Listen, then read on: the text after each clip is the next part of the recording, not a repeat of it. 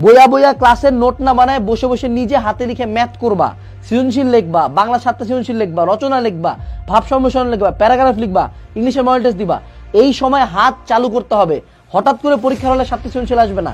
যেই ম্যাথ আমার টিচার ক্লাসের মধ্যে দেখাবে যে এই প্রমাণটা এমনি এমনি এমনি 2 মিনিটে শেষ হয়ে গেল, সেই জিনিস কিন্তু এত সোজা না। সেই জিনিস কিন্তু নিজে যখন করতে যাবে হাত আটকে যাবে। সো হাত চালু করার জন্য নিজের হাতে লিখে ম্যাথ করতে হবে, নিজের হাতে লিখে সিকিউ সলভ করতে হবে, নিজের হাতে লিখে এমসিকিউ এক্সাম দিতে হবে। ঠিক আছে, এরপরে আসো, সেটা হলো ফাইনাল মডেল টেস্ট এক্সাম না দেওয়া। বাট এই অনলাইন এক্সাম কখনোই তোমাকে অফলাইন এক্সামের ফ্লেভার দিবে না। তো অবশ্যই নিজের এলাকায় যেই কোচিং সেন্টার আছে, উদ্ভাস উন্মেষ ওমেকা যেইটাই থাক, ওখানে অবশ্যই অফলাইন মডেল টেস্ট দিবা। ক্লিয়ার? অফলাইন মডেল টেস্টটা দিবা একদম এইচএসসির মতো করে।